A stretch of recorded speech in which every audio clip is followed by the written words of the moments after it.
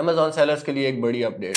2024 की ये new faeces आपके प्रॉफिट मार्जिन को काफ़ी कम कर सकती हैं, लेकिन आप टाइमली इन पे वर्किंग करके अपना प्रॉफिट मार्जिन एक हद तक इंक्रीज कर सकते हैं। अस्सलाम वालेकुम, मेरा नाम हुमाद इफ्तिखार है। 2024 की ये शॉकिंग अपडेट्स आपके प्रॉफिट मार्जिन को काफ़ी हद तक कम कर सकते हैं, लेकिन टाइमली अगर आप इन पे वर्किंग कर लें तो आप अपना प्रॉफिट मार्जिन पहले की तरह मेंटेन कर सकते हैं। Let's move to the updates. जैसा कि आप देख सकते हैं, ये बता रहे हैं as we look to 2024 we will be implementing a set of fee changes that continue to provide you with a great value and allow us to partner together to offer customer amazing service while reducing our collective cost to do so। तो ये हमें बता रहे हैं कि 2024 में ये अपनी फीसेस में एक मेजर चेंज करने जा रहे हैं, जिनके बारे में इन्होंने सारा नीचे मेंशन किया होगा। तो अभी इन सारी फीसेस के बारे में अपडेट देना तो एट टाइम पॉसिबल नहीं है, तो मैं आपको कुछ की फैक्टर्स जो मेन आपको इफेक्ट कर सकते हैं उनके बारे में बता दूंगा। सबसे पहले हम आ जाते हैं 2024 फुलफिलमेंट बाय अमेजॉन फुलफिलमेंट फी चेंजेस। इसमें एक बड़ी अपडेट आई है जो अमेजॉन ने FBA सेलर्स के लिए की है। हम यहाँ पे स्क्रॉल डाउन कर लेते हैं, फीसेस पे आ जाते हैं जो इन्होंने हमें गिवन दी है। तो ये सारी फीसेस आपको यहाँ पे शो हो रही हैं। स्टैंडर्ड इन्वेलप फीस, उसके बाद आपको लार्ज इन्वेलप फीस, ये सारी आप देखें तो अभी जो आपको शो हो रही हैं हम इनको कंपैरिजन कर लेते हैं लास्ट टाइम जो आपके पास फीसेस थी उनके साथ।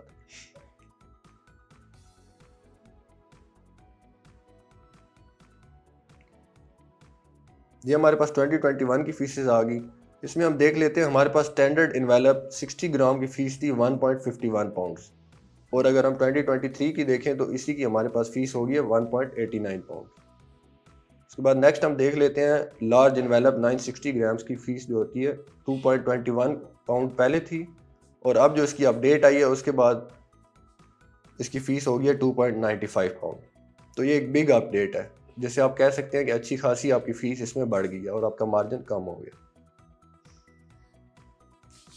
उसके बाद नेक्स्ट आप देख लें स्टैंडर्ड पार्सल की जो आपकी 1400 ग्राम्स की फ़ीस थी वो थी 2.65 पाउंड्स, और अगर न्यू फ़ीस की तरफ देखें तो वो हमारे पास आ गई यहाँ पे। उसके बाद हम अगर न्यू फीसेस को देखें तो उसमें 3.60 पाउंड हो गई है 1400 ग्राम्स की, जो यहाँ पे 1.40 kg मेंशन हुआ है। तो ये 20 से 30% का चेंज हर फीस में आया है, तो ये काफ़ी इफेक्ट कर सकता है आपके प्रॉफिट मार्जिन को। फर्दर हम नेक्स्ट फीस पे चलते हैं जो अमेजोन ने अपडेट की है। इसमें ये कह रहे हैं 2024 fulfilment by Amazon return to seller disposal and liquidation order fee changes. इसमें वो सारी फीसेज आ जाती हैं जो आप अगर अपना कोई ऑर्डर डिस्पोज करते हो, कोई रिटर्न भेजते हो या कोई लिक्विडेशन कराते हो, तो उस पर जो भी आपको फीसेस पड़ती हैं वो इफेक्ट हुई हैं काफ़ी ज़्यादा, वो भी हम देख लेते हैं। इसमें सबसे पहले आ रही है return to seller order fees. इसमें ये बता रहे हैं बिफोर February 5, ये जो आपकी फीसेज है, ये वाली फीस है, ये आपकी February 5 को इफेक्ट होगी। इसमें 0.35 पाउंड पहले थी और February 5 के बाद 0.45 पाउंड हो जाएगी अगर आप कोई भी ऑर्डर रिटर्न करते हो सेलर की तरफ। उसके बाद नेक्स्ट हम अगर इसका स्टैंडर्ड साइज देखें तो उसमें ये 1.18 पाउंड पहले थी, अभी 1.66 पाउंड हो गई है। ये भी एक काफ़ी ज़्यादा जो चेंज आया है फीस में। उसके बाद नेक्स्ट हम नीचे आते हैं डिस्पोजल ऑर्डर फीस की तरफ। तो अगर आप कोई भी यूनिट डिस्पोज करते हैं, पहले तो हम डिस्पोज कर देते थे रिटर्न फीस से बचने के लिए, लेकिन अब इन्होंने डिस्पोजल फीस भी बढ़ा दी है। तो डिस्पोजल फीस देखते हैं जो आपको 200 से 500 ग्राम के दरमियान पड़ेगी, वो 0.62 पाउंड पहले थी और अब ये होगी 0.95 पाउंड। तो ये लगभग 20 से 30% का इसमें अपडेट आ गया। और अगर आप ओवर साइज की देखें तो 6.56 पाउंड्स पहले थी और अब ये 10 पाउंड हो गई है, 10.10 पाउंड। तो ये काफ़ी हैवी आपको फीस पड़ेगी अगर आप डिस्पोज करते हैं। तो अभी आपको बहुत सोच समझ के अपनी इन्वेंट्री मैनेज करनी पड़ेगी ताकि आप डिस्पोजल और रिटर्न से बच सकें। फर्दर हम मूव करते हैं लिक्विडेशन फीस की तरफ।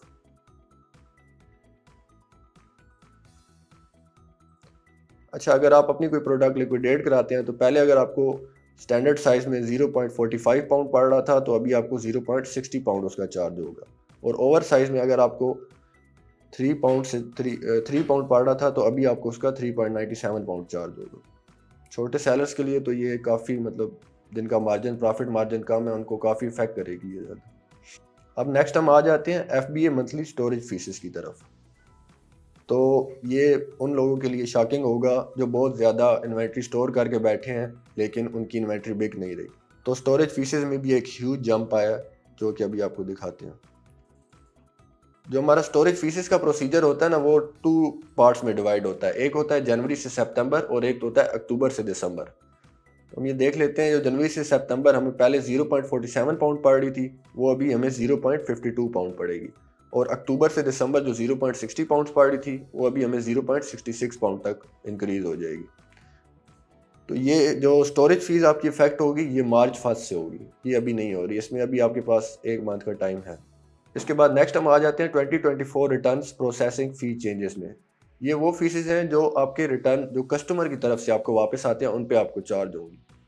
तो ये फीसेस आपने ऑलरेडी पे की होती है, इनवाइसेस वगैरह सारी, लेकिन फिर भी अमेज़ॉन ने ये अपडेट की है कि जो जिस भी सेलर की बहुत ज़्यादा रिटर्न्स आएगी, रिटर्न रेशो बहुत ज़्यादा होगी, उनको एक एक्स्ट्रा फीस चार्ज की जाएगी, जो उन्होंने अभी इंट्रोड्यूस की है। ये तकरीबन सभी कैटेगरीज में आपको ये फीस चार्ज होगी, लेकिन एक्सेप्ट 2 कैटेगरीज, क्लॉथिंग और शूज़, क्योंकि इनकी रिटर्न रेशो होती ही बहुत ज़्यादा है।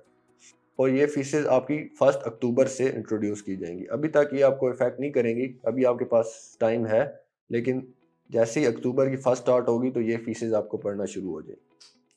आपके यूनिट फुलफिलमेंट सेंटर में पहुंचने के बाद आपको एक गिवन टाइम पीरियड होता है। उसके बाद अगर आपकी कोई भी रिटर्न आना शुरू हो जाती हैं, जैसे एक थ्रेश होल्ड अमेज़ॉन आपको देगा, लाइक हम एग्जांपल ले लेते हैं, जैसे 1000 यूनिट्स हैं और उसमें से आपका 100 रिटर्न्स आए हैं।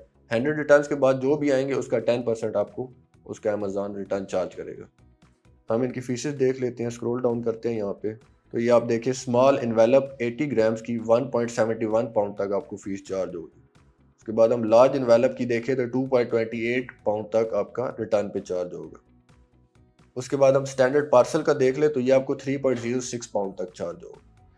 तो ये एक बिल्कुल न्यू अपडेट है। जैसे ये फीस पहले आपको नहीं चार्ज होती थी, लेकिन अब से आपको ये भी होगी रिटर्न रेशो कम करने के लिए। तो आपको ऐसी प्रोडक्ट की तरफ जाना है जिनका रिटर्न बहुत कम हो, वरना आपको ये बहुत ज़्यादा आपके प्रॉफिट मार्जिन में इफेक्ट कर सकती है। फर्दर हम चलते हैं अपनी नेक्स्ट और लास्ट अपडेट की तरफ, जो सिर्फ यूएस वालों के लिए है।